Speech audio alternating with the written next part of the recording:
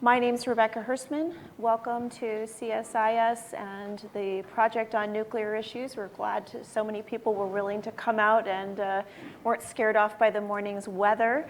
We're really excited for our program today. I want to give the obligatory CSIS announcement as we get started, just because we are a large group convening in a public place. And since we tend to talk about scary subjects like terrorists, we just want to make sure you know the safety protocols here. So before we begin, the building safety precautions, if you could see, please, the hands go up of the CSIS staff in the audience. Folks who are out here, look for them. If for any reason we have reason to be concerned and we want to exit the premises, they are going to lead us all out. So they are the responsible safety officers, so follow their instructions, look for their hands, and take this moment just to familiarize yourself with the exits, which are rather apparent at the back of the room. So with that one notice out of the way, I would just like to welcome you all to this conversation from the Project on Nuclear Issues here at CSIS. And we have today Chris Chivers, who is a New York Times correspondent, reporter, journalist, and wanted a chance to have a conversation with him. You know, Chris, we're really happy to have you join us here today and going over his bio, and there's been a lot of interest in this presentation, and I completely understand why. You really have quite a record as a war correspondent, an investigative journalist, an author.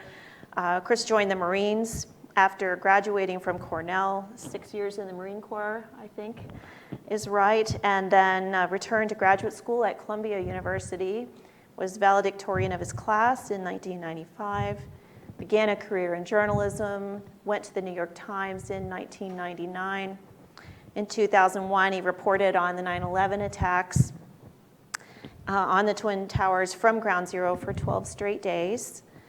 He went on to secure really a prominent place in sort of the echelons of U.S. war correspondents and won numerous individual and group awards for his reporting, including the Pulitzer, the Michael Kelly Award, the National Magazine Award. In 2010, he published his highly regarded book, The Gun, which I recommend, and a history of automatic arms and their influence on human security and war. So clearly, Chris Chivers is a fascinating reporter.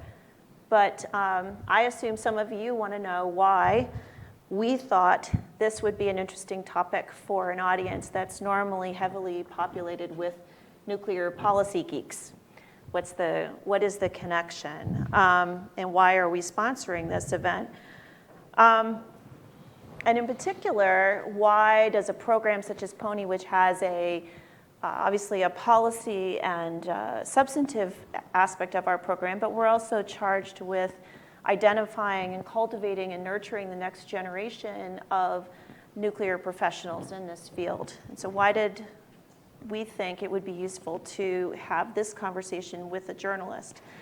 So let me explain a little bit more about why I thought this would be a great opportunity for us as we kind of get into the background. I've followed Chris's reporting for a number of years.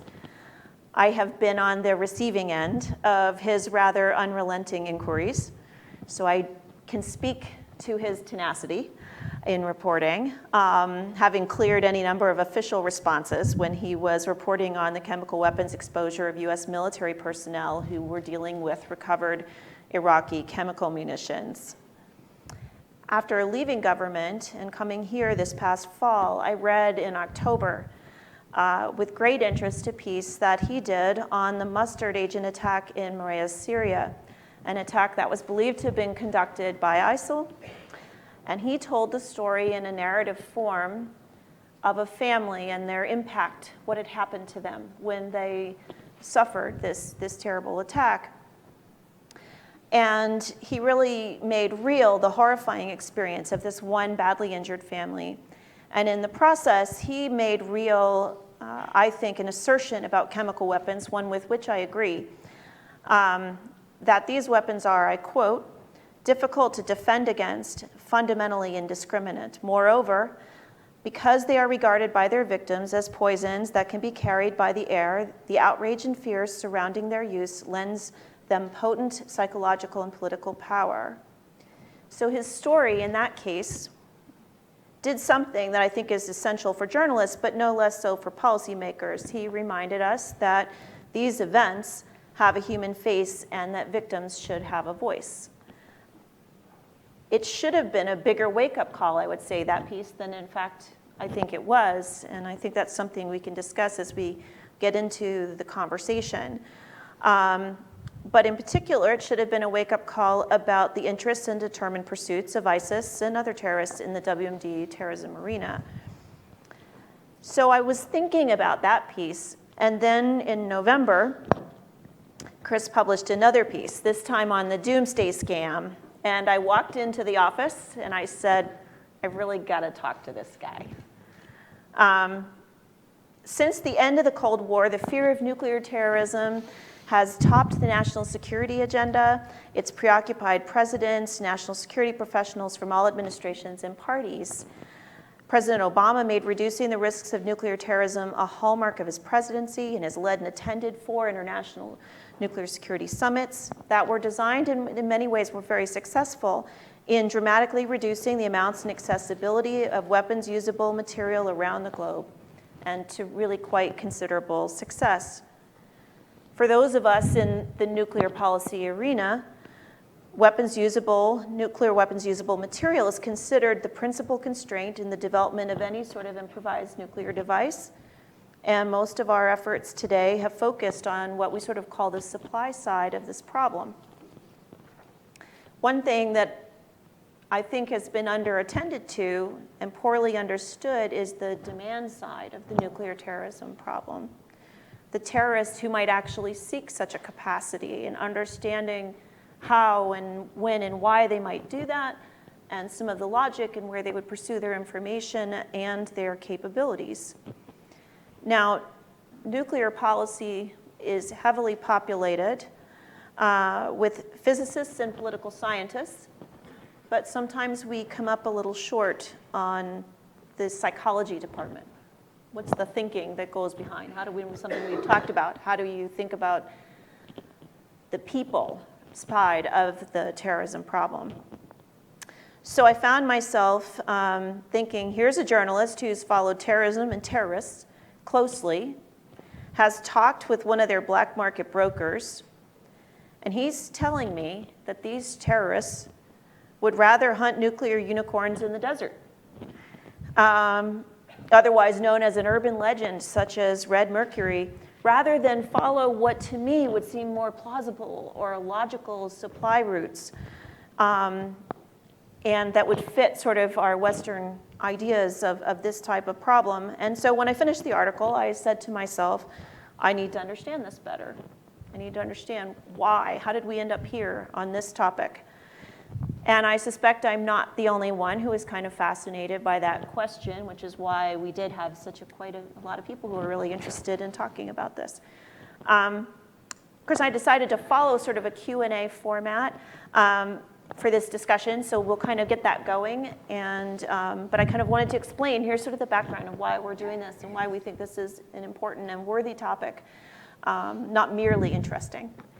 And so I'll ask the first round of questions. There will be, when I kind of wrap up with that, there'll be an opportunity for you in the audience to ask questions. It is not lost on me the great irony that the policy person gets to interview the journalist. So forgive me if I take some degree of pleasure in that. It won't happen often in one's life, but when it does, I should probably enjoy it.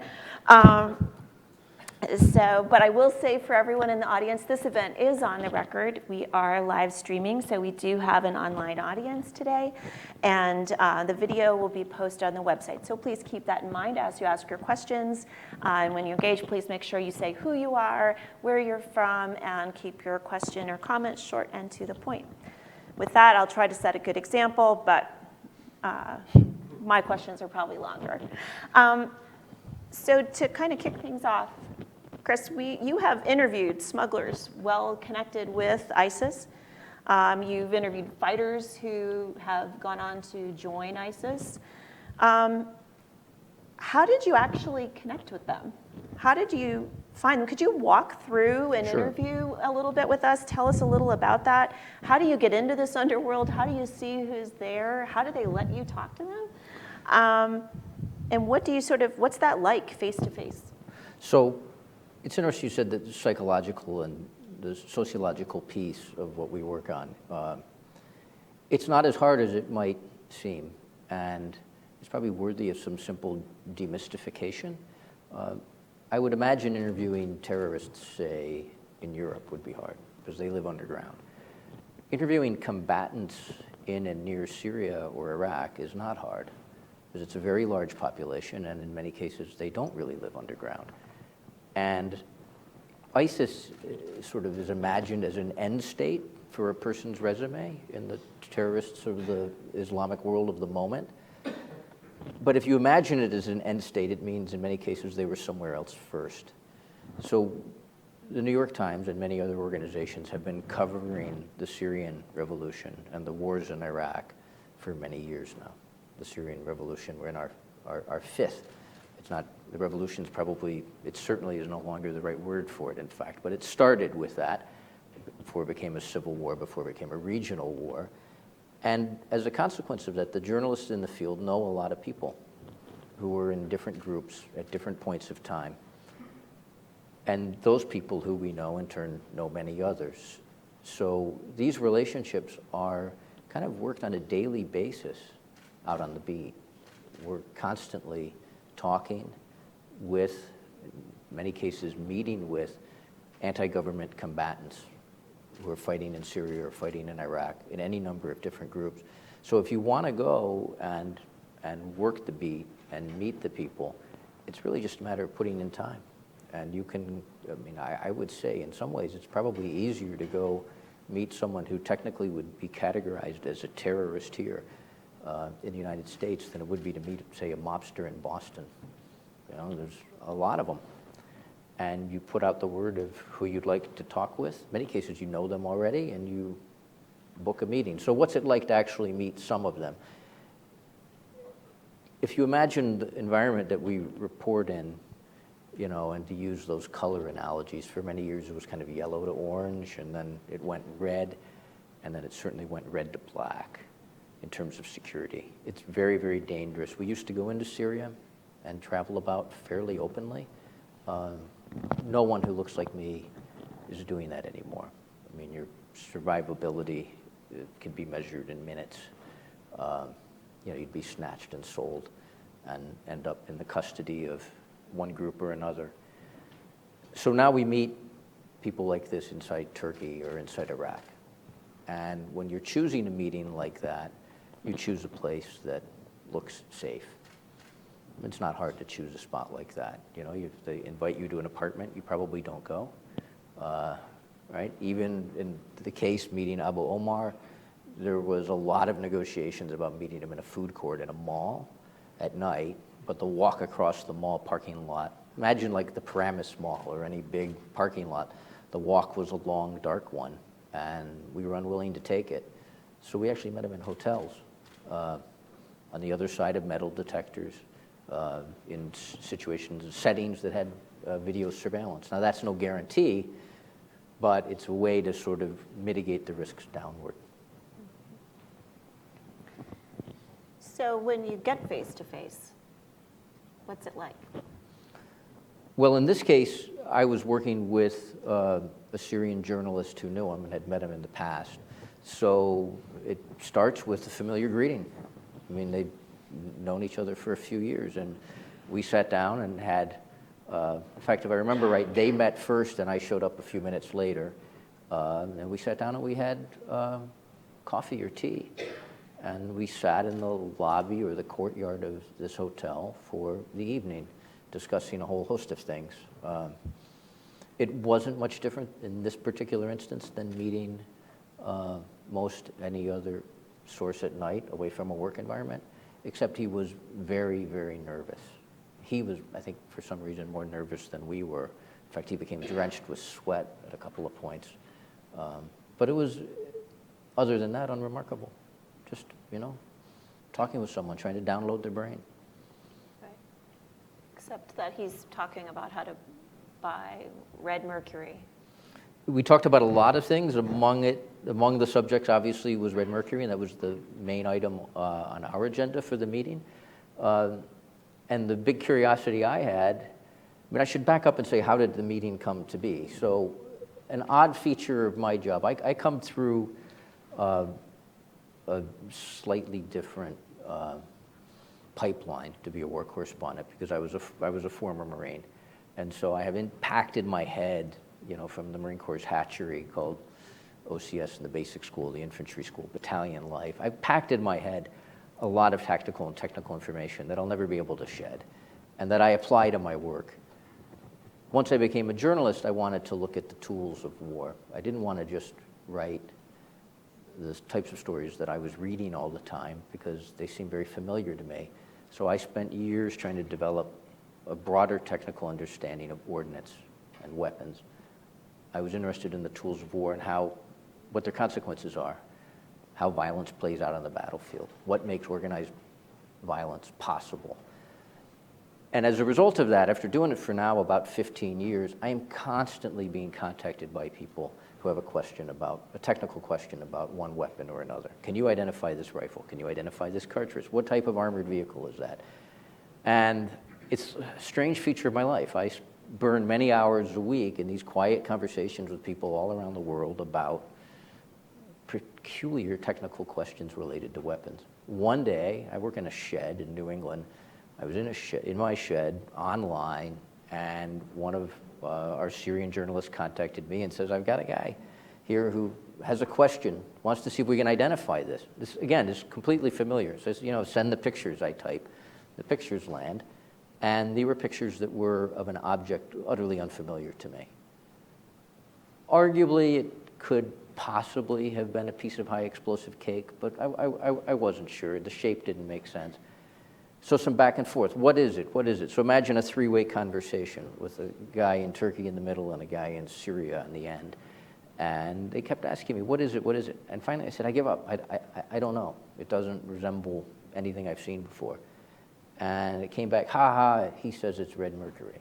You guys are idiots. You don't know anything. Now, I'd heard about the red mercury myth, like you, for years and years and years. And then I realized, I almost fell off the stool into my shed and said, this is like a live case. I said, really? So this is red mercury? The conversation continued from there. Yeah, he's been assigned to get it. He's shopping for ISIS to get the red mercury. And so, honestly, I never would have thought I'd be sitting in front of 150 people talking about it. I thought this is a really obscure question. I raised it with some of my bosses, said, what do you think of this? And they said, yeah, go pursue that. Pull on that thread and see what's there. So we flew to meet the gentleman to discuss this red mercury piece. But it came about, if you imagine working this lane methodically for many years, it's full of dry holes, it's full of relationship building, it's full of developing bits of technical knowledge, one sheet of paper, one munition item at a time. Out of this popped up red mercury. It's kind of like the beanstalk that grew through the roof that, came out of the row you tend every day. So based on some of these interactions and the story developed and you're talking to Abu Omar, what do you think was the appeal of what seems to us certainly is like a mythical weapon? What? So sure. So there's there's awareness of that? How does that there's work? multiple appeals. One is because it's seen as sort of a doomsday weapon. Its potency, its power holds a particular appeal. But the other is money. They're offering significant amounts of cash for the delivery of red mercury. Abu Omar is a smuggler, and money is his currency. So he can get more for red mercury than he can get for a truckload of Pampers. So he's more interested in investing time in this, which he did. The other is that, in some ways, if you break red mercury down to its simplest sense, it's just a weapon. And the smugglers in Syria are moving, or along the Syrian borders, are moving an enormous amount of weapons.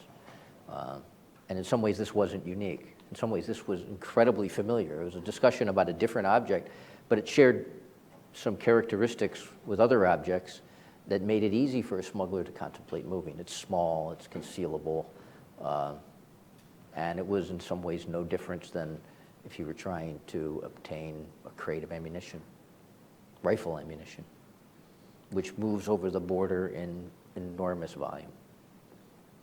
So what did you, as you got involved in this conversation, what did you draw from that in terms of, did you come to any conclusions about his customer, in this case ISIS, about their level of motivation, how they would be inspired to pursue some of these capabilities?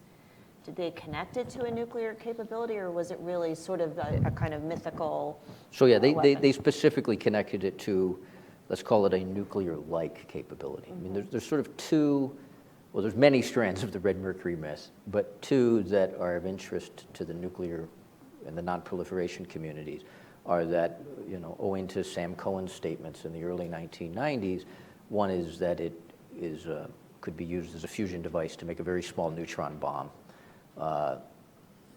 The other, which is, I think, more common at the sort of smuggler level discussion, is that red mercury is a substance, they're not exactly sure what, probably of Soviet provenance, perhaps of Syrian military provenance, that if it's mixed with a conventional explosive, will make a nuclear-like blast.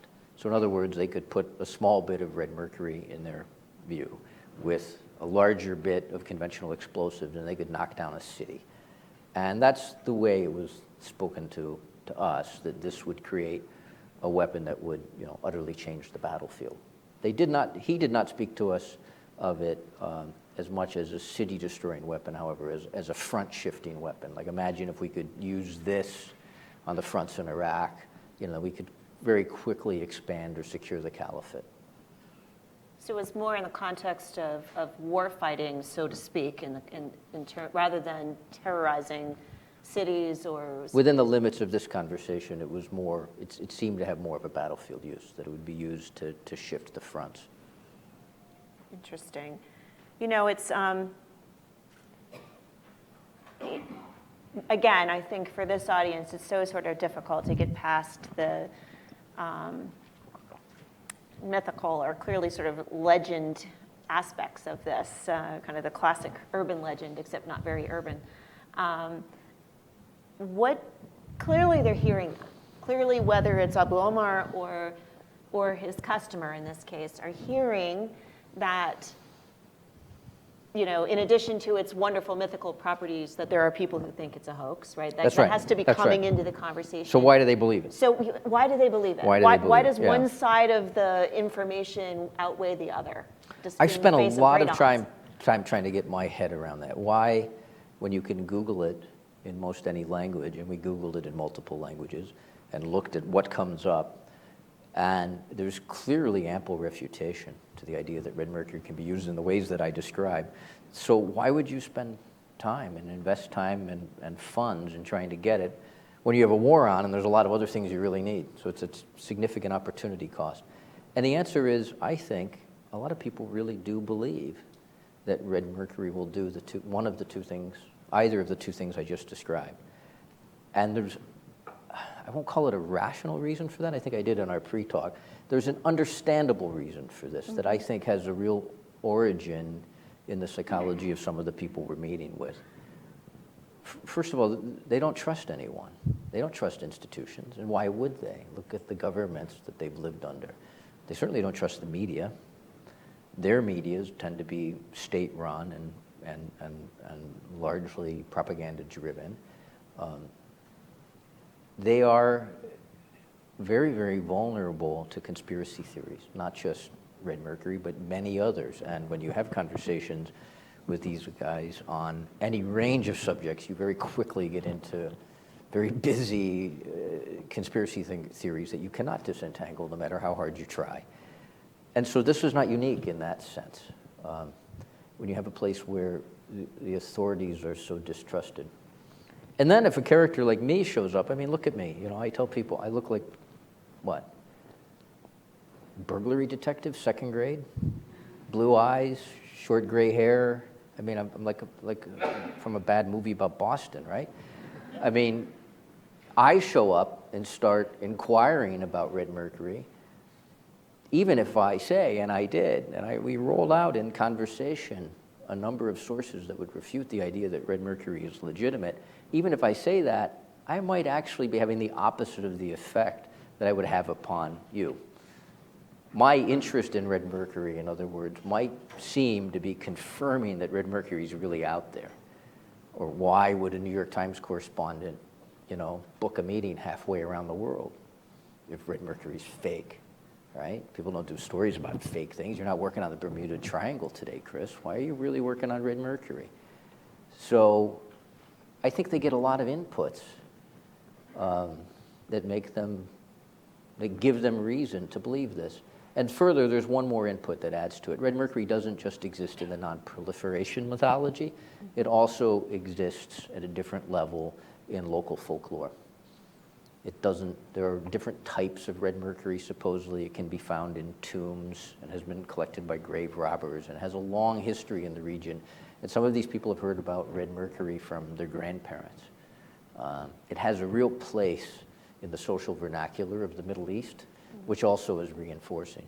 And by the way, if you do Google in Arabic red mercury, one of the first things you'll find is a very lengthy Al Jazeera documentary, which is something like those old Loch Ness Monster or Bigfoot documentaries that opens with a lot of people saying it's not true and then leads to a number of people, witness-like people, suggesting maybe it is. And the impression at the end of this very long documentary, which fits that type, that conspiracy sort of informing type, the impression is that there's something tantalizing out there that you're just not quite able to grasp. All of this, I think, helps drive the market. So it's, in a way, from the perspective of those of us looking from here, it's credibility is sort of turned upside down. That's right. What we think of as credibility is not credible in this conversation.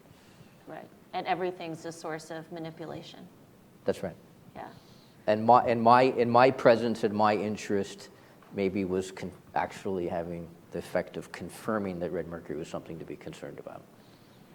So let's go to Abu Amar's customer, in this case, ISIS, ISIL, Daesh, whichever name we want to pick. And you've interviewed some others in some of your other stories. I think one quote we captured, you said, in terms of one of the Syrian fighters who joined ISIS, you wrote that he signified, quote, a man lost to crime, a revolution soured, and a people betrayed. So while there's no kind of one terrorist, there is no one even ISIS terrorist, but what do you see as really motivating? What's driving this and the attraction of people to this movement? What's their hope in the fight against the West? And how do these sort of, be it nuclear, or we can talk about, chem or bio or red mercury, what makes them pursue death and destruction at that level? What makes that so desired? So, what did Freud say? All actions are over-motivated, right? People have more than one reason for what they do. Mm-hmm. We've met, obviously, people who've joined ISIS and other jihadist groups in Syria, and they don't all fit one profile. And they come from a range of backgrounds, local and foreign. The particular character you're talking about, Hassan Aboud, is an ISIS battlefield commander. He has the title of Emir, which makes him a military leader of the middle to upper middle rank, but not, not a guy who would be in the senior shura. He's a mid-level figure.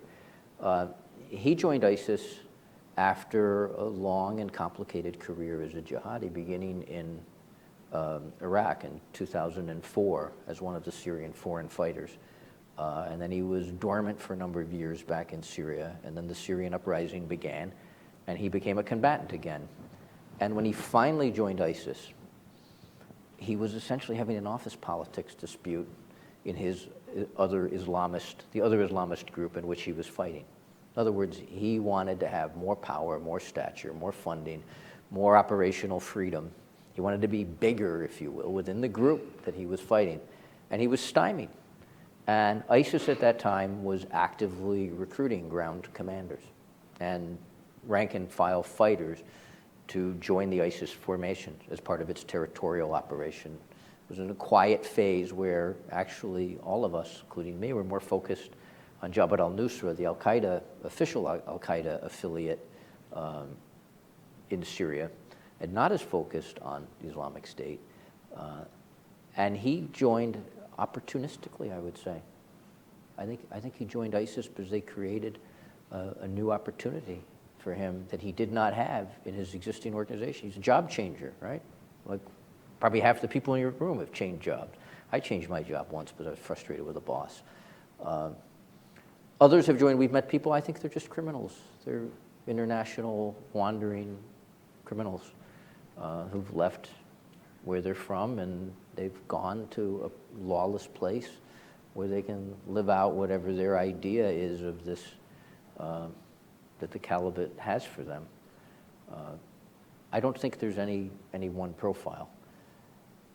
I don't always see ISIS either when I look at it, not when I look on Twitter or social media, but when you look at it in the field, it doesn't strike me as entirely a global group. That's the way we often imagine it because people worry about its threats domestically. But when you talk to Islamist fighters in the region on either side of the Sunni-Shia split, they're often focused on the other side, meaning Hezbollah is often focused on Sunnis, and the Sunnis are often focused on fighting the Iraqi security forces, who are principally Shia, or the Syrians were focused on fighting the government. And I think the bigger driver is the Sunni-Shia split, and that this global peace is attached to that. But when I've over the years interviewed a lot of the fighters, they talk about the other side on the battlefield a lot more than they talk about larger global issues. I think I come down on that a little differently than most people. It looks different when you get out there than it does on Twitter. Can you talk a little bit about the network and how you sort of see the smugglers working and the relationship between their, let's call it, in my words at least, their day job of just sort of supplying Sure. munitions and weaponry, and how that might cross over or relate to the pursuit of grander notions, whether it's red mercury or nuclear weapons or chemical weapons? So war smuggling is not unique, right? Smuggling has gone on in these regions forever. In fact, many of the early fighting groups that set up inside Syria along the border regions were underwritten or led by smugglers because they had the cross-border connections. And the smugglers and everyone relied on smugglers to some degree or another to move people and material for the fight. ISIS is at this point something like a statelet, right? A little Marshall statelet or a mid-sized Marshall statelet, but it can't really readily trade internationally. So it lives off smuggling. And there's an enormous amount of material going over the border, war material and otherwise. The red mercury, I mean, think of a radioactive isotope going through your bloodstream. Think of nuclear medicine, right? You put something, trace it, and follow the networks of your circulatory system. Red mercury is interesting because you can drop red mercury into the conversation. You can follow it through these different groups, who's talking about it, and all the smugglers. I didn't meet a smuggler who can't give you a rich conversation about red mercury. But what that conversation illuminates is a vast trading apparatus, gray and black market trading apparatus for everything, from oranges to gasoline to rifle cartridges to bandages to small drones to helmets to flak jackets to surgical instruments to first aid kits to food to power bars. I mean, anything that someone on the other side of the border wants. And it goes in both directions because the people come out. And in some cases, we use these same. I mean, there was one example where we wanted to cross into Syria much, much earlier in the war, when the Syrian military was still about, and the Syrian rebel groups were just beginning to get territory. And we met with some smugglers who were going to bring us across, and we were instructed to be at a certain time and place for the final crossing. And it was fascinating. They moved us across a river in like imagine an enormous welded soup pot. And, you know, the pot goes back and forth. The river was not wide. It maybe was the width of this room. And when we went through it, it was maybe 2 meters deep, roughly. Not exactly sure. It looked that. And they had people who were pushing the pot, swimming back and forth across the river. And we met at this bank, and we could see a group on the other bank with ski masks on. And the pot came across, and it was full of empty fuel cans. And the fuel was to be filled on this side and brought back. But it took a while, so we hopped in the pot, and they swam us across, and we got off on the other side. These pots, these networks, in some cases they were horses on trails, are vibrant and ongoing and a feature of the Middle East. And red mercury or nuclear material could move on them just like, I guess I'd use it again, a box of rifle cartridges. Yeah. I'm struck in the whole conversation, including the earlier conversations we've had. I have two reactions. You know, on the one hand, it's pretty scary. There's a network that's vibrant, as you say, with highly proficient smugglers and a pretty motivated set of customers who clearly have, one of the things they have that may not have always been in every group, a lot of money and a belief that they have a lot of money, which buys them more credibility in the system, right? So, and clearly I think kind of a bloodthirsty perspective, it would appear. So kind of a anything's game. I'm willing to, you know, hunt red mercury because it'll be just that destructive. But you also, in the same conversations, and I think certainly in the pieces, there's also that little bit of Keystone Cops quality, that little, almost a little bit of buffoonery going on. Sure. And I find, I'm not, you know, sure how to combine those two impressions into Oh, they're not one. mutually exclusive. I mean, buffoonery is part and parcel of war, right? Look at the Air Force, right? Look at the Marine Corps. Like, you know, I was in the Marine Corps. I mean, buffoonery was part of the experience and the show. And I'll give you another example. We got stopped in one of these smuggling trails by a bunch of dogs that were part of a Turkish infantry patrol. And I might have run away from the Turkish infantry patrol, but we weren't really sure we could negotiate with the dogs. So we stopped, literally, I don't know, right at the border, you know, after a long, hard walk with all of our backpacks going in, 100 feet from the border, something like that. We got stopped. We were stuck. And they came up, and they had us at something like gunpoint. And they called on the radio and said, you know, who are you? And at that point, we had to tell them. And, you know, well, we've got some Americans here, they said, under the radio, under the border net, right, in the open, in the clear, as they say. And in short order, a captain was driven up to begin processing us. You know, he came up in a pickup truck or a Jeep or something. And he got out, and he walked up to, there was a corporal who had stopped us. And he walked up to him, and he smacked him. Like, why did you say that on the net, in the open net? You got a couple of Americans. Now we got to process them. You know? You know? Now, I don't know exactly what he was thinking, what his other approaches might have been. Let us go, try to negotiate a bribe, maybe eventually bring us to the prosecutors as we were brought. It turns out eventually. I don't know where it would have gone, but he was clearly disappointed that something official had happened. And he just cracked the guy right in front of us. And so, yeah, buffoonery and Keystone Cops, it's part of war, almost every day. All right, well, I try to wrap my mind around a scary buffoon, which is kind of where I feel like I've ended up here, and which might be why, in some ways, they're very confounding to us, right? Because, again, I think that that's part of the struggle, is that there's just a certain, from our perspective, illogic to a lot of pieces of this. But, you know, so let's try to put them in context. Let's try to put the ISIS. Because they're not so confounding to me. They're not? I find it pretty confounding. Well, it depends on who the they are. Some of, again, some of what you see on in their organized messaging is over the top. Some of their behavior is extraordinary. Some of it's very familiar. And I'd argue, now we're not going to talk about ISIS, let's just talk about irregular combatants in the Middle East, or throw Afghanistan into the mix. I would argue that a lot of what we see in irregular, we call it insurgent warfare now, guerrilla warfare you could use as well, are tactics that would be chosen by almost any country that had an occupying force and was facing a hot war. That people would pretty quickly go to a lot of these tactics. I'm not talking about beheading. I'm not talking about the incredible savvy social media campaign and the presentation of larger message to amplify fear or to draw recruits. They probably have multiple reasons they do amplify that message.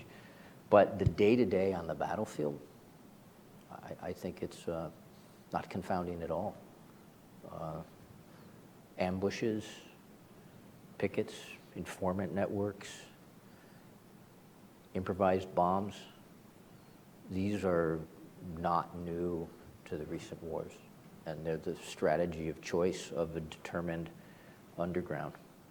So I look at it and I agree. What I see online is over the top, but a lot of what you see in the day-to-day of the battlefield, I think, is what insurgent warfare looks like. So if you step back from ISIS a bit and kind of look at this picture, they are clearly the terrorist fear of the day, and for many good reasons. For good I reason. Think, from for a lot reason. of this outside perspective. Yeah, but I should say that because what I see as familiar in the ground warfare is not to deny that there's a global piece that's exceptionally dangerous. So, but you've covered terrorism for a lot of years. Where do you do you have a sense of where you rack and stack ISIS as a broader threat? How you see it compared to, what you've experienced in, I don't know, anywhere from 9/11 to Afghanistan to Pakistan, following Al-Qaeda, how do you sort of... Its amplification of its message clearly makes it a bigger threat than, say, the Taliban. I don't think there's any, that's sort of inarguable. Mm-hmm. Whether it's copycats or directed attacks, their message has a potency that not many groups could even begin to compare to. Where it stacks as a battlefield force, I wouldn't want to be them. I think there's a lot stacked against them, and their control over territory is contracting. However, it can probably only contract so far. And they're almost perfectly situated physically on the sort of social terrain that they inhabit. The Sunni territory that straddles the Syrian-Iraqi border. Talk about confounding. Now that presents a confounding operational problem to try to come up with a force that could hold that terrain, a force besides ISIS that could hold that terrain and make it more stable. Because if we honor the border, you need two forces. The militaries and the security forces in either country are exhausted and pressed to their limit already of what they can do. They don't have operational control over all of their territory, and they're not in the foreseeable future going to have operational control up to the two borders where they meet. So what makes it different is you rack and stack it. Like it's clear that this organization has some longevity because it occupies a seam atop a population that will tolerate it, and probably the only solution, it's not going to be a Western bombing campaign. The only solution is going to have to ultimately be Sunni and local. Right? And where do you find a Sunni local power broker who can sit atop that border like they do? I don't know. That makes them. When you say rack and stack, where I put them, I look at the tools you have to use against them, and the tools are rather limiting under the current politics. So I don't, I see them as lasting a long time. So stepping back to more the broader regional, if not global, terrorism aspects. I would say, as a policymaker who's studied terrorism, a former policymaker anyway, part of me hopes we could continue to keep ISIS and other nuclear aspirants sort of busy with unicorns and legends. I fear that, that's not possible, that they will get smarter, that they will become more capable. And, kind of, as we talked about, rely less on witchcraft and sorcery to fulfill kind of these aspirations and find more plausible routes. But that would involve stronger connections, perhaps, with other states or procurement networks that follow more viable paths. Do you see, when you were having some of these conversations, do you see what I would call a learning process going on? That would be a path to more dangerous things, or do you really see this as just part of I'll have trouble the culture? extrapolating off one case. It's a little tough to know what the large organization is up to. But if you want to cut the puzzle up, I mean, let's talk WMD real quick with a disclaimer. WMD is a pointless acronym, right? I mean, what does it mean, right? I mean, so let's take it in its sort of traditional parts. ISIS, I think it's indisputable now, has at least at a small scale a viable chemical warfare program, right? And this chemical warfare program has at least some routes that are visible, probably has others that are not. The visible route was the Sunni insurgency in Iraq, 2004 or 5 forward, working with chlorine-based weapons. And there were something like at least 24 documented instances of this during the American occupation period in Iraq.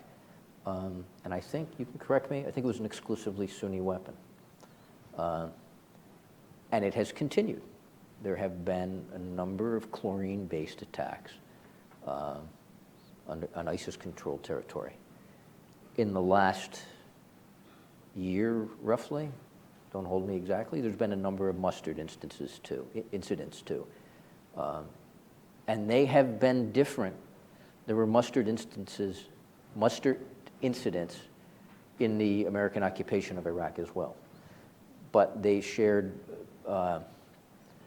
something in common. They were old munitions. They could not be fired. They were used typically in roadside bombs and improvised devices. And they were largely ineffective. They mostly hurt the people who handled them, in fact. The response crews from the EOD community were the main victims. Or in other cases, an infantry unit that was helping an EOD crew and a working party moving the rounds. 2 cases, there were infantry units who were moving, literally handling the rounds. That's how they got hurt. These were not really viable chemical weapons, much less worthy of the WMD rubric.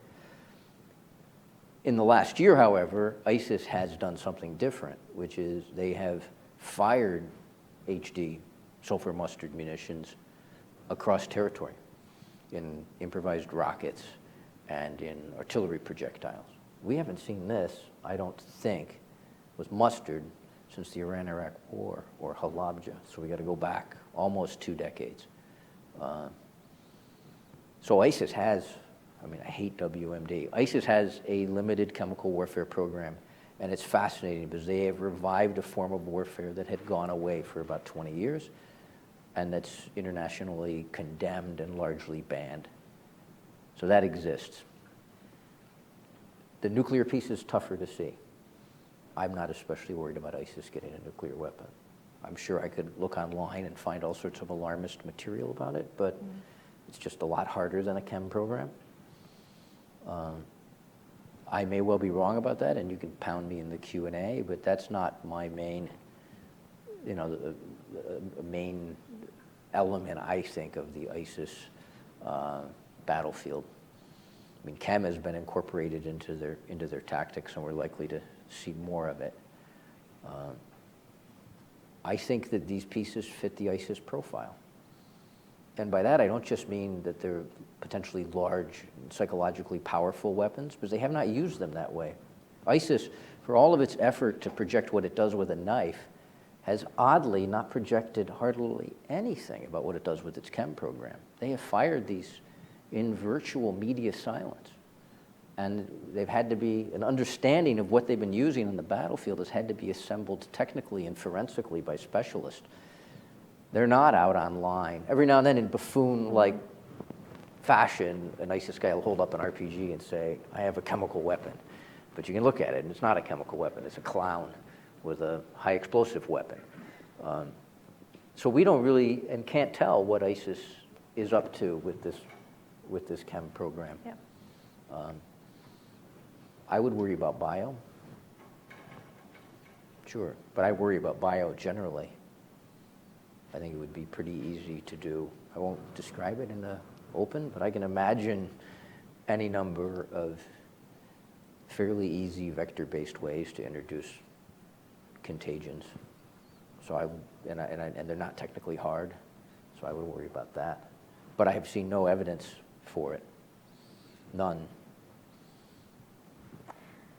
Right. No, I think it's such an interesting question and a puzzle, in fact, from a technical and a policy perspective about why a group such as ISIS or another chooses to pursue one vector and not another, and how it fits into their concept of war and violence and terror. It's clear that, to be honest, both regime use in Syria, which has continued and has been That's right. Ongoing, and ISIS use is really designed more as a localized terror or population manipulation weapon to complement conventional attacks. Or with chem, maybe they're in an R&D period. It's hard to tell. Again, we have limited data. This fascinating thing about chem, and I've spent a lot of time on chem, and maybe we had a war in 2003 that's ongoing, start in part because of chem, right? Because of concerns about chem. With some exceptions, most chem attacks are not that effective, right? I mean, I've talked to a lot of munitions techs about some of the weapons that are being used, and they're really curious about why ISIS is bothering. And to give you an example, so there was a large, well, I won't say large, there was a significant attack with artillery projectiles on the town of Mara in northern Syria, north of Aleppo, late last year. That attack killed an infant. And she may be, I should say she probably is, the first verified mustard fatality in about a quarter of a century. About 20 years anyhow, since the end of the Iran-Iraq war. Her mother was burned, her father was burned, other people in the town of Mara were burned into the dozens. I don't have the data in front of me, but I've got some sense. There's some good documenting done of the population and how it medically suffered the effects of this chem attack. Had they used high explosives? Let me tell you how she was burned. She was in a house. A lot of the houses in Mara are made out of concrete, as they are in many areas of the Middle East. The house is in a town that ISIS opposes, and there's a front line outside of town. And there's an artillery piece shelling the town, at least one artillery piece, probably multiple artillery tubes shelling the town over the course of an ongoing battle. And a mustard round hit the roof, and it put a small hole in the roof. And distributed some mustard into the room and other rooms in the house. And she got coated with it, and she broke out in burns later in the day and throughout the next day. And she finally died, as is common with heavy mustard exposure. It takes a few days before it can overwhelm the system. Her father lived, her mother lived. Father and mother, if I remember right, were in the room that the ceiling was struck. Had that been a high explosive artillery shell and it hit the roof, I think they all would have been killed outright or within minutes. This was less effective than the standard conventional attack that weapon system that fired the projectile would ordinarily produce. And so it's a puzzle. Why are they doing this? It may be what you said, the psychological message. It may be an R&D program. Maybe if various forces were to attack Mosul later this year, they'll find a lot of mustard waiting for them. I don't know. We don't know what they're up to. I mean, wait a little while. We may have more clarity on that as more events happen. But as a straight technical matter, it doesn't make a lot of sense. It's to just talk about that a minute. I mean, I think it's really interesting and important to try to understand how do, let's just call them adversaries, really, in this case, whether it's a terrorist or a state or others, as they're looking at the use of some of these unconventional capabilities, how does it fit into the broader conflict and the way that they apply force? So if you pair, intimidating tactics that confuse and confound if your targets are populations and civilians, you might accomplish more by terrorizing a population to force them to move or adjust where they are than you might necessarily see purely by an objective to just see how many fatalities you can produce. And so you might achieve your war aims at either a psychological level or some other level, either by virtue of that terror alone or that terror in combination with conventional capabilities. And weapon systems, to be clear, rarely exist in isolation. Most combatants fight across a spectrum of tactics and with a spectrum of weapons. And so having one doesn't mean you don't have or try to have the others. So this is one element of an organization that fights in a lot of different ways. And so when you look at it that way, you're right. There's a lot of governments that have small programs for weapons that they don't use much and that aren't as effective as their principal weapon systems. So I'm gonna relinquish my opportunity to grill the reporter, as fun as it is. I want to make sure that folks in the audience have a chance to ask some questions. But while we're sort of gathering the microphones, I think one thing I'd ask you to think about and comment on is we are used to thinking about some of these weapon types as sort of escalatory steps. I might go from a conventional capability to pursuing something like a chemical capability. Is that a step ladder to something worse, like a nuclear capability? Or do you really see this as sort of an opportunistic, to use a word you used earlier, battlefield, where folks are, the individuals are looking for opportunity where it lies, and then they'll incorporate what they can find, what they can access, what they can pay for, once they sort of have it in hand. In other words, a more opportunistic, less escalatory. I don't think that they think of it in any way like we do. They use any weapon they can get their hand on, and they don't follow like a matrix of escalation of force the way a trained, Western tactician or strategist might. I think anything they can get, they'll use. And it may be as simple, they have some people who've convinced them that they can brew this stuff. And so they've got a small-scale plant on one of the universities that they hold, and they're brewing the stuff because someone said he could do it. It may be generated by the middle, in other words. Mm-hmm. I don't know. It's a question, though, that I think if we wait a while, we'll get more information. All right, well, it's a fascinating subject. I'd like to open up the floor. We have some time for your questions. Please look for the folks, the people with microphones, hold up your hands. Please look for someone with a microphone. I will be going to people with microphones in their hands to field questions. You're the first one. I know there was one over here, so wherever the mics go. You've got the first one in hand. Hi, Noah Williams, Plowshares Fund. I know you kind of talked about saying that the nuclear aspect wasn't a major concern, but in light of the AP report, I think in October, about criminal elements trying to sell not necessarily a nuclear weapon, but materials to... Yeah, out of Moldova. Yeah, out of Moldova. If you say that ISIS is willing to use any weapon it can, is that something the U.S. should be concerned about? Is that something that should change our nuclear security mindset?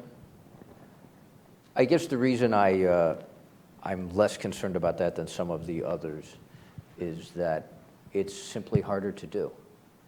It's not simply harder to do, it's a lot harder to do to make a viable tactical nuclear weapon on one hand and to brew some mustard on another. There's like the differences, the magnitude of order difference between these two tasks is so significant that I'm just not as concerned about the nuclear piece.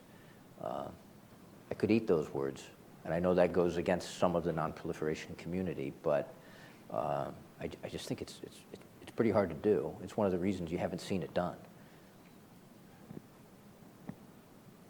We have some microphones up here. we have one up here too.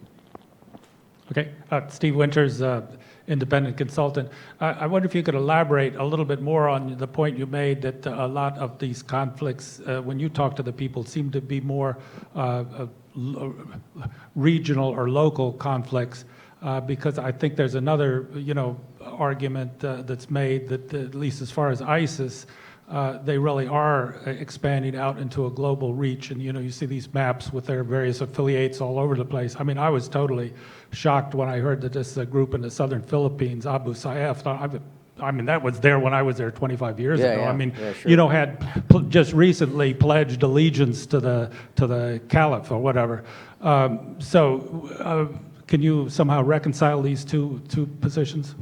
I don't think that they're mutually exclusive of each other, but I think that when you go and meet people in Syria and Iraq, they're principally invested in the question of who's going to control Syria and Iraq, and will it be Sunni or will it be Shia?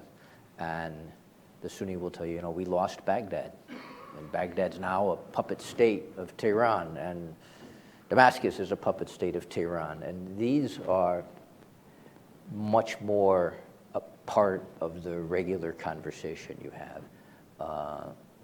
Even Israel doesn't fit into it as much. And that may be because people are otherwise occupied, right? You're fighting the people down the road, and it's hard to fight the people down the road and the government of the Philippines at the same time if you're in Syria. These other groups globally that join, I think, ISIS's banner has an incredible power and draw and attraction. And so they hoist it over their pirate sloop. But how much of that is directly controlled or connected to the Shura in Iraq? Maybe not so much. One here and then one there. Okay. Yes. So my name is Ivy. I'm a recent college grad from University of Southern California.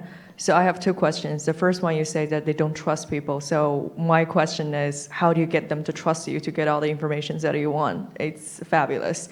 And the second question is, we've heard a lot of policymakers talk about this, but from a journalist perspective, do you think the current administration have done enough to deal with ISIS? And if not, what suggestion will you give to the next administration? Thanks. So the first one, trust. I'm not sure they trust me. Probably they don't. Some of them talk to us. The longer, more complicated articles, you'll notice, are spaced apart by a lot of time. We work on them a long, long time. This hurdle is hard to overcome. In many cases, we're able to have these conversations because we work with local journalists who are having these conversations every day. And not everyone who works for the New York Times looks like me, thank God, right? Because there's limits to where I can go and who I can talk to. So these articles are usually synergies of multiple reporters and multiple relationships reaching across multiple barriers over a long period of time. So that's the answer. I don't walk into a place and get trusted. We sort of methodically, over time, a group of us have developed relationships that often depend on middlemen, and they lead to these kinds of stories. As for what Obama can do better, I'll answer that in a way by not answering it, by saying something else. There's an exercise I've done over the years with combatants, usually combatants of the middle rank, up to, say, colonel and lieutenant colonel, down to, say, sergeant.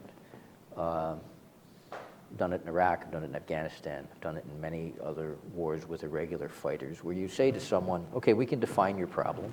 We can agree what the problems are tactically, socially, and strategically in your war. Usually everyone has a sort of a familiar take that's shared, a prevailing take. We can agree to the prevailing take. And then you say, I'm going to give you a sheet of paper. Write down on the paper, I'll leave the room. Write down on the paper how you fix these problems. And almost everybody's like, hey, no thank you.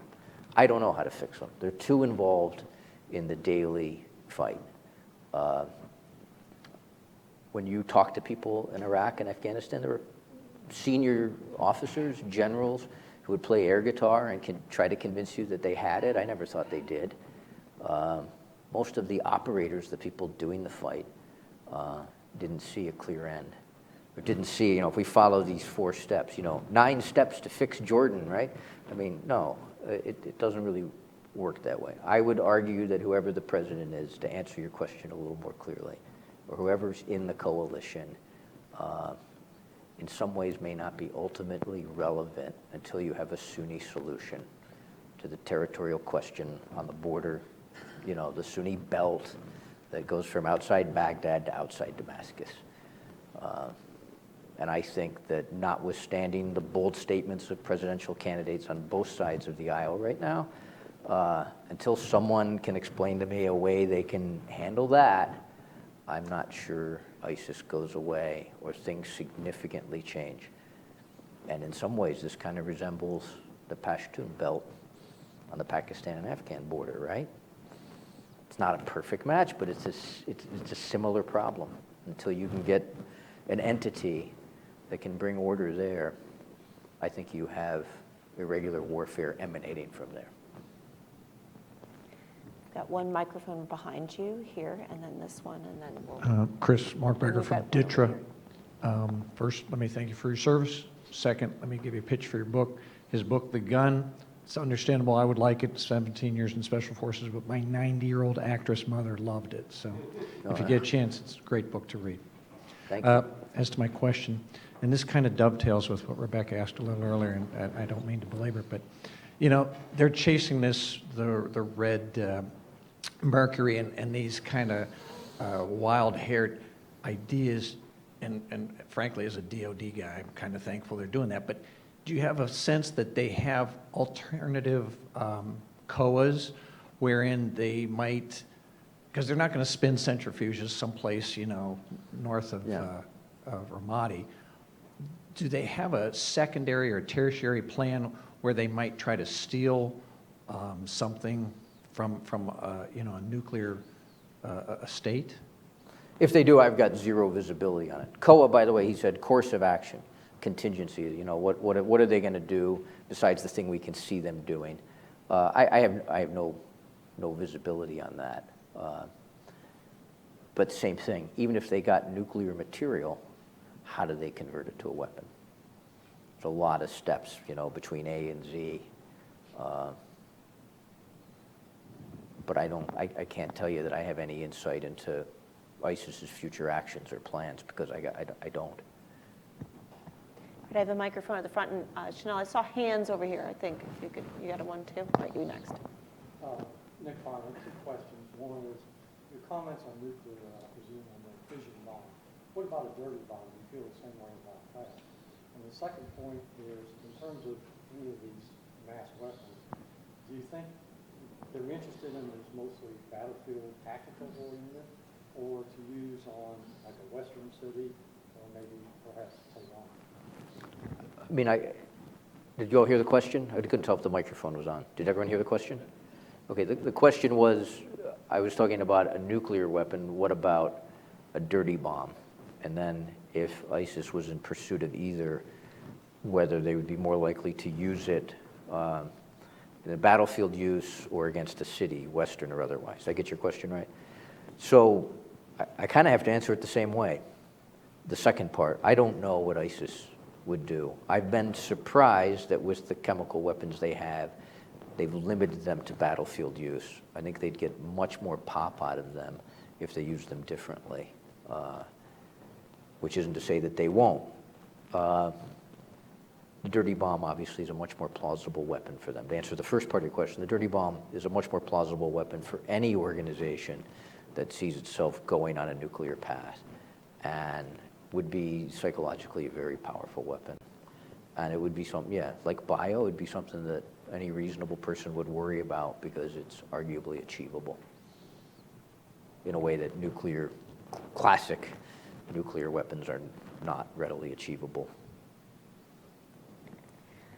We have a question over here, and others looking for the microphone. Keep your hand in the air so someone can bring it to you, because sometimes we lose you. Great. Thank you, Rebecca, and thank you, CJ. Tom Sanderson, Director of Transnational Threats here at CSIS. This is not a WMD question, but germane to an issue you brought up earlier, and that is, can you give me your sense of Turkey's disposition towards foreign fighters now and their access to Syria via their border? You know, I have to say that I was more current on that a couple of years ago, 3 years ago, than I am now. So let me describe it then, and then I'll describe some of what I know now. It was wide open in 2012. There's no other way to describe it. It was wide open for international Islamist travelers who saw themselves as co-travelers with the Syrian uprising. And this fit people of all manner of description.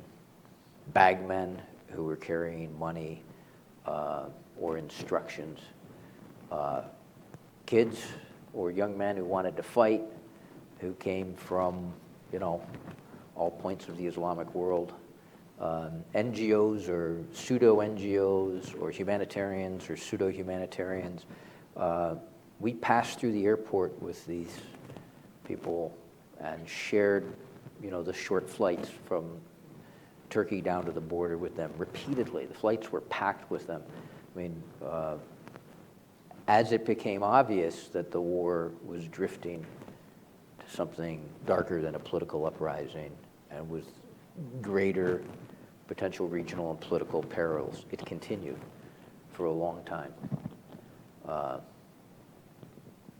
And there were people who were astounded by it. I remember a lot of conversations with people in and out of government and with Western NGOs and with journalists and with Syrians who were wondering what this was heralding. Now, officially it's been tightened, and the borders are much tighter now than they were then. And it's not just a talking point. You know, you see more soldiers, you see more checkpoints, you see less freedom of movement among the many young Syrian men who've come out of Syria and are living along the border in Turkey. There's a greater presence. You also will hear among people who follow this closely that there's an element of window dressing to it, that sections of the border are still wide open, and that you don't have to have the whole border open to have a problem. You know, if you've got a big chunk of the border open and a large chunk of the border secured, you essentially still have the same problem. Stuff is coming and going. People are coming and going. Goods are coming and going. I think that the border is still one of the biggest problems out there. It's not the open free-for-all it was a few years ago, which, when you talk about buffoonery, I mean, I was sitting with someone, I won't tell you who, on an airplane once, who looked at me and said, "My God, this is the Allahu Akbar Express." You know? And it's kind of a harsh statement, and you should hear it that way. But it also was his perception of what he was seeing. And there were people who would argue that, in hindsight, it had some merit, and that maybe there should have been more vetting in Istanbul at the airport. Because when we would go into Syria, I mean, I stopped going in early summer 2013, late spring of 2013. I was about to go again, I think in July, and I called off the trip because it seemed to have gotten far too dangerous, way, way, way too dangerous.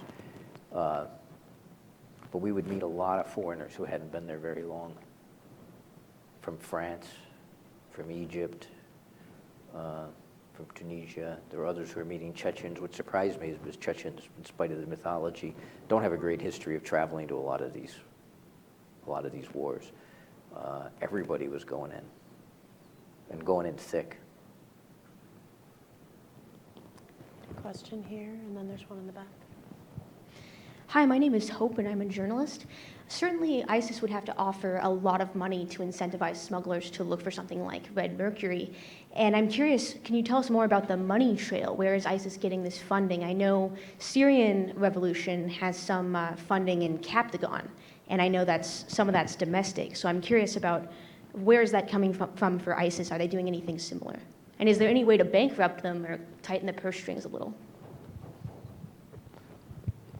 A lot of the funding that was visible or openly discussed in the early part of the uprising was foreign. It wasn't always discernible who was behind it, but it was clearly foreign. There were outside donors funding groups, and groups were competing for funding on YouTube. A lot of those videos that would be made were appeals to fundraisers or demonstration of battlefield prowess to fundraisers to ask for a second installment or a third payment. And it got kind of farcical, again, buffoonery. One helicopter would get shut down. Multiple groups would claim credit for it. It would come down slowly on fire in a portion of the countryside where multiple groups were operating. They would all videotape it and all circulate it to try to take credit for it, in part for fundraising. At that time, no one controlled too much ground. Once ISIS controls ground, its fundraising models can change.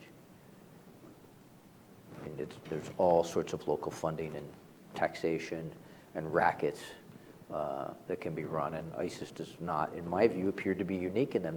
These kind of rackets run at every war. You can control fuel, you can control transit, you can tithe or tax residents, you can control and sell valuable commodities that you have, you can extort for protection. There's a great tradition of groups actually taxing their opposing combatants. We see this in a lot of wars. We'd see it in Chechnya, where one checkpoint never got attacked, and the one 3 or 4 miles down the road always got attacked. And you'd go talk to the locals, why do you attack this one and not that one? It's the same side. Well, that one, we give them vodka and they give us hand grenades. So we have an arrangement with that one. Those guys don't want to give hand grenades, so we attack them. In many ways, the conversation about ISIS imagines it or presents it as if it is utterly new, and elements of it are, but in many other ways, it's eminently understandable as an irregular force. And all of these point to fundraising that would be hard to dry up from afar. Question over here. Nicholas Quintero, Department of Energy. Just curious, how does ISIS compare in their technical expertise, or if you could summarize your assessment of their technical expertise independently, but also in comparison to the other terrorist organizations that you've covered? I mean, it's been a general thing throughout this conversation, especially the Red Mercury, but if you could maybe... Okay, so let's take Red Mercury out of it, because we know that's a sideshow. Right, exactly. So that's a great question, and I'll tell you why. Because it's one that I've been thinking about, and I don't have a data set in front of me that I can talk about in great detail. If I did, you'd already have read it in the New York Times. But let's back up and approach your question. Let me rev up to an answer. I don't think it's understood here in the West. Anyone here from the EOD community? You don't have to hold up your hand. Okay. I don't think it's understood in the West generally how sophisticated the IED campaigns in Iraq and Afghanistan became over time. People hear about pressure plates and they hear about command wires, but there is an underlying set of technical skills that fueled the IED campaign that I don't think I probably should describe in the open, that was technically pretty impressive and wide in scale and changing, adaptable, and in some cases uniform, particularly in various electronic triggering systems that played out, and also in piggybacking on international markets to get components. You know, you hear about fertilizer-based HME, homemade explosives. That's not the only part of a bomb. If you look inside the campaign, the insurgents' IED campaign, you see something that was very smart and became quite technical. What we don't have a good grasp on, that I don't have, and I've asked myself the question, is where does ISIS fit compared to what we saw in Afghanistan and Iraq? There's really good data for Afghanistan and Iraq, really good data. And there's a really large body of specialists who are eminently conversant in how those bombs were constructed. Part of the reason they became so conversant in it is there were large forces on the ground doing exploitation and collection that fed this pool of researchers who then were able to draw a set of conclusions. We don't have that with ISIS right now.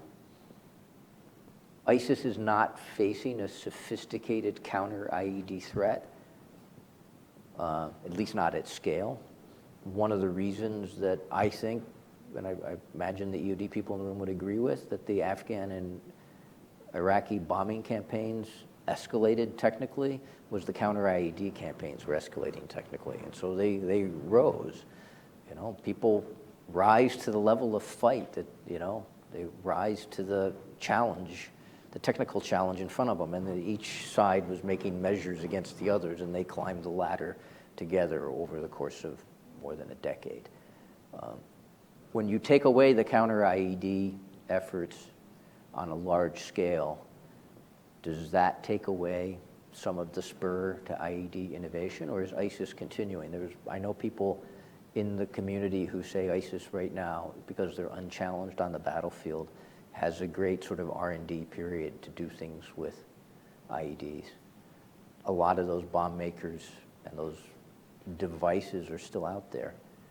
So I think that on that particular aspect of improvised weapons, I don't see any reason to think they're not sophisticated, but I do wonder, there's like two different ways to analyze it. The absence of the counter-IED threat may take some of the pressure off for innovation. On the other hand, the absence of any military pressure against them gives them the run of the battlefield. Sorry, I don't want to answer it more technically with the mic on. I'd like to be a little bit careful. But the idea that you hear a lot, again, on social media and in the public conversation, that there are a bunch of hayseeds or there are a bunch of farmers in these bombing campaigns, it does not square with my understanding of what's going on. The emplacers, the people out there putting them in the ground, may fit a non-technical description, but the people masterminding this have their, I'm trying not to swear, sorry, Mike's on. They have it together. Excuse me. I think there's an interesting comment on that, though, just briefly, because I think when we talk about technical in these various communities, sometimes we mean different things. So I think it's kind of fascinating. You went to the IED side of technical acumen, Yeah. the bomb making, also the operational aspects of that, which are pretty sophisticated and highly technical. I think people would agree. I think whether you're talking a nuclear risk or in many ways what we're starting to see on the chemical side and worry about seeing on the biological side is the combination of certain types of scientific, technical, and bench capabilities being combined with that sophisticated weaponization. And wondering when those streams will begin to cross, just to express my personal concern, is that I do think that's an area where dealing with an entity that controls territory, can control universities, can control access to bench science and scientists, might have, I fear, more opportunity to make those streams cross than have been available in the past. I think Ponder that question. No, that's a great point, and it'll rev me to a second answer to your question, which is, when we look at chem, the old chem that we saw in Iraq post-2004 was really pretty simple. It was crude. Old munitions and simple systems to crack open the old munition. Or chlorine gas in industrial-grade containers being ruptured by an outside charge. It's very simple. I mean, I could train my 15-year-old to do it in an afternoon. Weaponizing mustard is a lot harder. Weaponizing mustard so you can fill it into a munition that will be fired across a couple of kilometers through a mortar tube is a pretty hard challenge. I don't feel up to that. Me and my kids never could do that. It's not something that the Iraqi insurgency was able to do in a long run of years, even when they were fighting this IED counter IED tit for tat that went on. They didn't get to that point. ISIS has managed somehow, it appears, to weaponize, at least at a small scale, at least a couple of different types of projectiles. That is technically impressive. You know, not impossible, it's not making a nuclear weapon, but it's a bigger step than making, say, an improvised mortar round. Yeah, definitely. I know I saw a question back here, and I think I have a couple of microphones out. I'm going to ask that we take, since we're coming close to the end of our time, I'll take 2 or 3 final comments, and we'll start to wrap up. So, in the back, please. Hi, I'm Randall Webster. I intern on the Hill.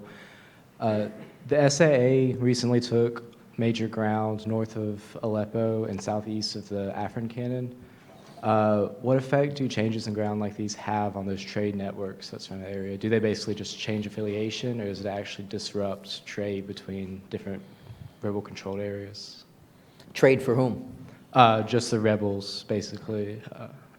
The ISIS territory tends to be a little east of that, so I don't necessarily see it has any effect about most of what we're talking about. It could have a lot of effect on the rebels who are operating in and around Mara. I mean, that's an interesting portion of the Syrian war north of Aleppo, because you have multiple combatants there, and the fight kind of goes in 3 different directions. So you have rebels and ISIS fighting, you have rebels and the regime fighting, you have ISIS and the regime fighting on different fronts in different places. We should ask ourselves a little bit about what the ambition of that Syrian campaign is. Is it to change the ground on that area for these other combatants, or is it to recapture some areas where there's a Shia population, right? There could be some interim steps that appear to be interim steps that actually are the ambition. And then there's the ambition, and then there's what happens. You know, a lot of times a force attacks, and they have one goal, and things collapse in front of them, and they keep going, and they end up taking more. I don't know where it's going to end, but certainly it would change trade for the rebels at a minimum. If they moved east, it could potentially affect ISIS, but ISIS has a lot of territory east of that, big border. I saw one more question here. I believe that's the last one. Thank you very much. I'm a semi-retired attorney. I worked in the Department of Justice quite a long time ago. This is not my area of expertise at all, but I have traveled in this department many years ago as a Fulbrighter. And I'm curious about this. You wax almost philosophical, but not quite. What is an end game here, or is this war in perpetuity? That's one final question for you right there.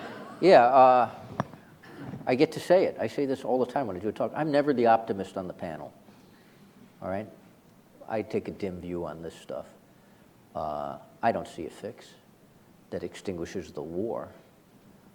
There are steps that can be taken that can mitigate the regional and global risks of the war, right? But there's no steps I see that can take it that can bring the threat down to 0. And I don't see this war stopping.